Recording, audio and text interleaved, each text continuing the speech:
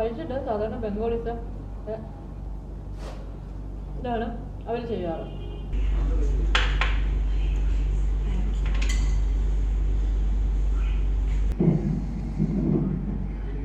ബംഗാളിൽ വന്ന് നമ്മൾ ഒതൻറ്റിക് ബംഗാളി ഡിഷസ് തന്നെ ട്രൈ ചെയ്യണം.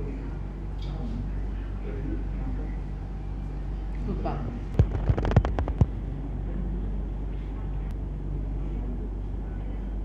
ആ കടുകിൻ്റെ ടേസ്റ്റ് ഒന്നും എടുത്ത് നിൽക്കുന്നില്ല, വളരെ ബാലൻസ് ആയിട്ടാണ് പോയിരിക്കുന്നത്.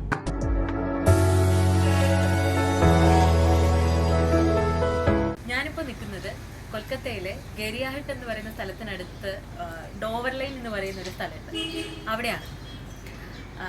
കൊൽക്കത്ത എന്ന് പറയുമ്പോൾ തന്നെ നമുക്ക് പാരഡൈസ് ഓഫ് ഫുഡ് ലവേഴ്സ് എന്നാണ് ഞാൻ കേട്ടിട്ടുള്ളത്. അപ്പോൾ കൊൽക്കത്തയിൽ വന്ന സ്ഥിതിക്ക് ഇവിടുത്തെ ഒതൻറ്റിക് ബംഗാളി ഫുഡ് നമുക്ക് ടേസ്റ്റ് ചെയ്യാം.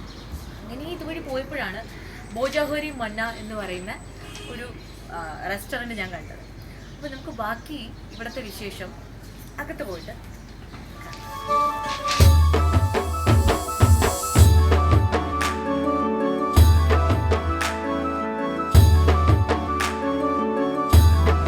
അപ്പോൾ ബോജാഹോരി മന്നയിലെ മെനു ഇതാണ്. ഇതിനകത്ത് ഒരുപാട് ഡിഷസ് കാണിക്കുന്നുണ്ട്, എല്ലാം ഒതൻറ്റിക് ബംഗാളി ഡിഷസ് ഉണ്ട്.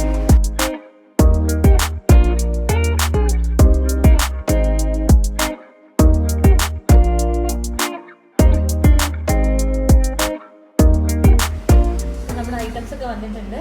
റൈസ് ഉണ്ട്, സൂപ്തോ ഒരു വെജിറ്റബിൾ കറിയാണ് ഇവിടുത്തെ, ഫുൽഗോബി, ആലു തർക്കറി, എച്ചോർ ചിംഗ്രി. ചിംഗ്രി എന്ന് പറയുമ്പോൾ പ്രോൺസ് ആണ് കേട്ടോ.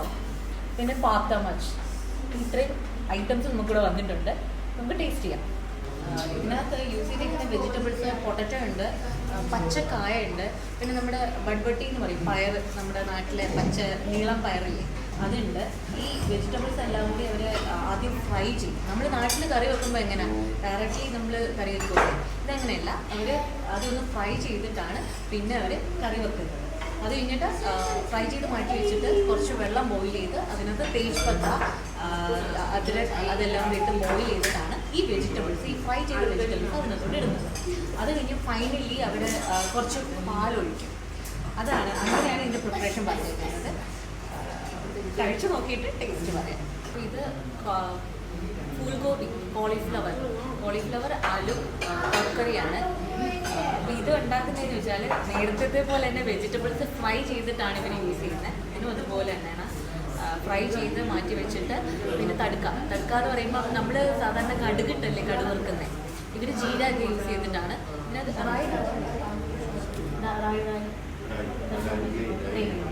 ഇതിനകത്ത് കടുകിടില്ല കേട്ടോ, ജീരയാണ് ഇവരിടുന്നത് കടുക് വറുക്കുന്ന സമയത്ത്.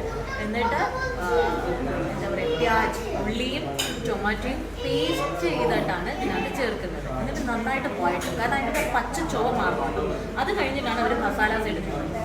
മുളക് പൊടി, ഹൽദി പൗഡർ, പിന്നെ ജീര പൗഡറാണ് യൂസ് ചെയ്യുന്നത്. വേറെ ഗരം മസാല ഒന്നും അവർ യൂസ് ചെയ്യില്ല. എന്നിട്ട് ഈ ഫ്രൈ ചെയ്ത് വെച്ചിരിക്കുന്ന വെജിറ്റബിൾസ് ഇതിനകത്ത് ഇട്ടിട്ട് നന്നായിട്ട് അവർ എന്താ പറയുക വരട്ടിയെടുക്കുന്നത്. അതാണ് പറഞ്ഞേക്കുന്നത്. നെക്സ്റ്റ് നമുക്ക് എച്ചോർ ചില്ലിയുടെ എങ്ങനെയാണ് റെസിപ്പി അറിയാം. ആദ്യം നമ്മുടെ പച്ച ചക്കയില്ലേ, ചക്കയാണ് ഈ എച്ചോർ എന്നവർ പറയുന്നത്. എച്ചോർ ചക്ക ചെറുതായിട്ട് കട്ട് ചെയ്തിട്ട് ഒന്ന് ബോയിൽ ചെയ്ത് മാറ്റി വെക്കണം. അത് കഴിഞ്ഞിട്ട് അതിനെ ജസ്റ്റ് ഒന്ന് ഫ്രൈ ചെയ്തെടുക്കണം. ഇവിടെ എല്ലാ എണ്ണയിൽ ഫ്രൈ ചെയ്തിട്ട് മാത്രമേ ഒരു കറി ഉണ്ടാക്കാറുള്ളൂ, അതിവിടെ കമ്പൽസറിയാണ്. അപ്പോൾ ആ ചക്ക ബോയിൽ ചെയ്ത ചക്ക കുറച്ചൊന്ന് ഫ്രൈ ചെയ്തെടുക്കണം. അതിൻ്റെ കൂടെ ചെറിയ കഷ്ണങ്ങളാക്കിയ പൊട്ടറ്റോസ് അതും ഒന്ന് ഫ്രൈ ചെയ്ത് മാറ്റി വെക്കണം. അത് കഴിഞ്ഞിട്ടാണ് ഇനി മസാല തയ്യാറാക്കുന്നത്. മസാലയിൽ കടുകെണ്ണയാണ് ഇവിടെ യൂസ് ചെയ്യുന്നത്. കടുകെണ്ണയിൽ ജീരയും സിനമൺ, നമ്മുടെ പട്ട, red chilli, ginger garlic paste, onion paste, tomato paste ഇതെല്ലാം നന്നായിട്ട് വഴറ്റും.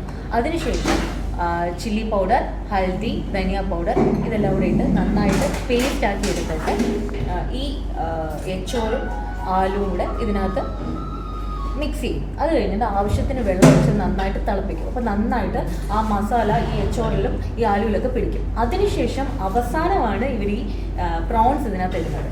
അത് കഴിഞ്ഞ് വീണ്ടും ഒന്ന് മിക്സ് ചെയ്തിട്ട് നന്നായിട്ട് അവർ ബോയിൽ ചെയ്ത് ഈ മസാലകളെല്ലാം ഈ പ്രോൺസിലും എല്ലാത്തിലും ഒരുപോലെ പിടിക്കും. അങ്ങനെയാണ് ഇവർ ഈ ഡിഷ് ഉണ്ടാക്കുന്നത്. നമ്മുടെ നാട്ടിലുണ്ടാക്കുന്ന രീതിയല്ല അല്ലേ, ഭയങ്കര ഡിഫറെൻ്റ് ആയിട്ടാണ് ഇവർ എല്ലാ ഫുഡും ഉണ്ടാക്കുന്നത്.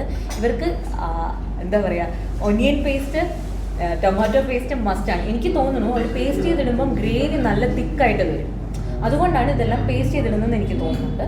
ദെൻ ജീര പൗഡറും മസ്റ്റാണ് കേട്ടോ. ദെൻ ഇത് വളരെ സിമ്പിളാണ് കേട്ടോ ഇതിൻ്റെ റെസിപ്പി. നമ്മൾ നാട്ടിൽ മീൻകറി വെക്കും പോലെയൊന്നുമല്ല. ഇത് സർസോന്തയില്ല, അതായത് കടുകെണ്ണയിൽ കുറച്ച് മസ്റ്റാർഡ് പേസ്റ്റ്, കടുകിൻ്റെ പേസ്റ്റ് നന്നായിട്ട് വഴറ്റിയിട്ട് അതിനകത്ത് വേറെ മസാലാസൊന്നും അവർ ആഡ് ചെയ്യുന്നില്ല. കുറച്ച് ഹൽദി പൗഡർ, മഞ്ഞൾപ്പൊടി, കുറച്ച് ചില്ലി പൗഡർ കളറിന് വേണ്ടിയിട്ട്, പിന്നെ ലങ്ക ആഡ് ചെയ്യുന്നുണ്ട്. ജീര പൗഡറൊന്നും ഇതിനകത്ത് യൂസ് ചെയ്യുന്നില്ല. അതെല്ലാം കൂടി നന്നായിട്ട് ബോയിൽ ചെയ്ത് കുറച്ച് ഉപ്പ് ഇട്ടിട്ട് അതിനകത്ത് ഫിഷ് ഇടുവാണ്. ഇത് ഫുൾ ഫിഷാണ് ഇടുന്നത്.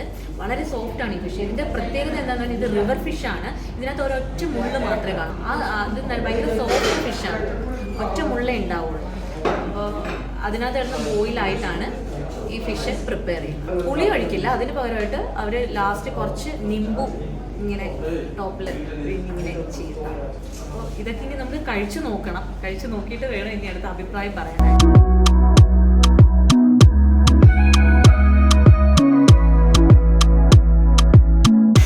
ഇവിടെ കാണുന്നുണ്ടോ? ഇത് കണ്ടോ, കുറച്ച് നിമ്പു പച്ചമുളകും വെച്ചിട്ടുണ്ട്. ഇത് ഇവർക്ക് മസ്റ്റാണ് കേട്ടോ ചോറ് കഴിക്കുമ്പോൾ. അത് ഞാൻ കാണിച്ചു തരാം അവരെങ്ങനെ കഴിക്കുന്നു. സാധാരണ നമുക്കിനി ഇത് കഴിക്കാം. ആദ്യം കുറച്ച് നിമ്പു ഇതിന്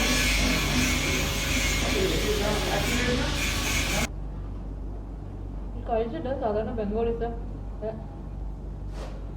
ഇതാണ് അവർ ചെയ്യാറ്. നമ്മൾ മലയാളത്തിൽ നന്നായിട്ട് സ്പൈസ് ചെയ്ത് കഴിക്കുന്നവരാണ്. പക്ഷെ എനിക്ക് പച്ചമുളക് അത്ര പിടിച്ചല്ല, എന്നാലും അവരുടെ സ്റ്റൈലിൽ ഞാൻ കഴിക്കുക കേട്ടോ. നമുക്ക് ഫുൾഗോബി ആലു തർക്കറി അത് ടേസ്റ്റ് ചെയ്യാം.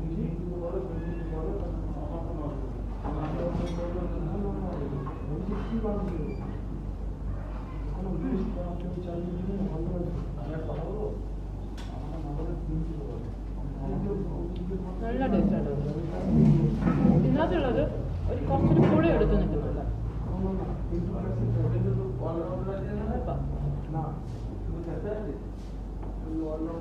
ഇനി നമുക്ക് എച്ചോർ ചിംഗ്രി. ചിംഗ്രി എന്ന് പറയുമ്പോൾ പ്രോൺസ് ആണ് കേട്ടോ.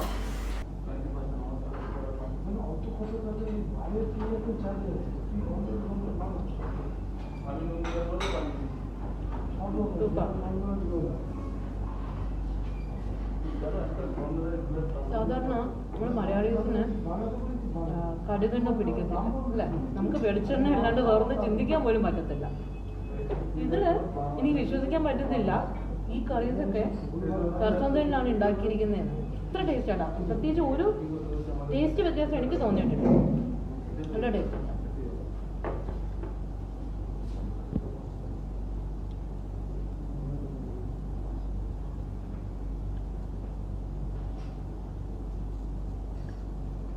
സൂക്തമായിട്ട് ഞാൻ മുരിങ്ങയ്ക്ക് പറഞ്ഞോന്ന് എനിക്ക് ഓർമ്മയില്ല. മുരിങ്ങയ്ക്ക് ഇട്ടിട്ടുണ്ട് കേട്ടോ അവര്. പിന്നെ പാത്ത മച്ച്.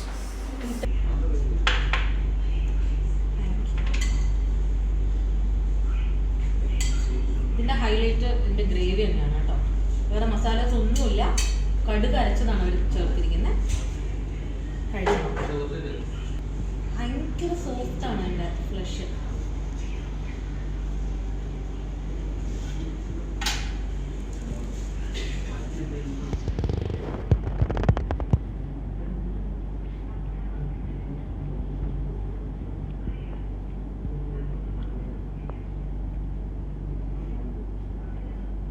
ആ കടുകിൻ്റെ ടേസ്റ്റ് ഒന്നും എടുത്ത് നിൽക്കുന്നില്ല. വളരെ ബാലൻസ് ആയിട്ടാണ് പോയിരിക്കുന്നത്. അങ്ങനെ ഒന്നും ടേസ്റ്റ് അങ്ങനെ ഒന്നും എടുത്ത് നിൽക്കുന്നില്ല. നല്ല കറക്റ്റാണ്. ബംഗാളിൽ വന്ന് നമ്മൾ ഒതൻറ്റിക് ബംഗാളി ഡിഷസ് തന്നെ ട്രൈ ചെയ്യണം. സൂപ്പർ. നന്നായിട്ട് മസാല പിടിച്ചിട്ടുണ്ട് ഫിഷിൽ.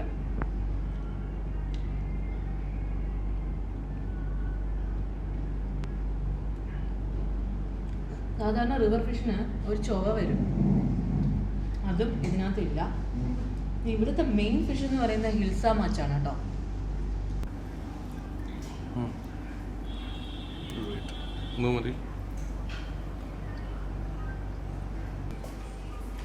ഓൾമോസ്റ്റ് എൻ്റെ ലഞ്ച് കംപ്ലീറ്റ് ആയി.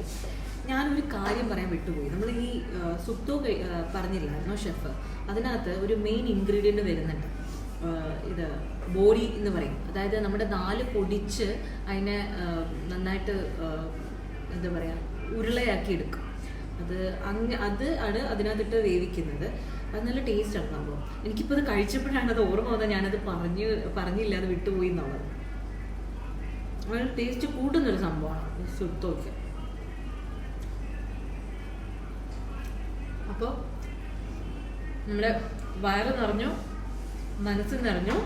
നമ്മുടെ ലഞ്ച് ഇവിടെ കംപ്ലീറ്റ് ആയി. അപ്പോൾ ഇനി എന്താ വേണ്ടത്? ലഞ്ച് കഴിഞ്ഞാൽ പിന്നെ നമുക്ക് എന്തെങ്കിലും മധുരം കഴിക്കണം അല്ലേ? അപ്പോൾ അത് നമുക്ക് ഇവിടുത്തെ സ്പെഷ്യാലിറ്റി എന്തെങ്കിലും ആയിക്കോട്ടെ, അതിന് നമുക്ക് അതിൻ്റേതായ ഒരു സ്ഥലത്ത്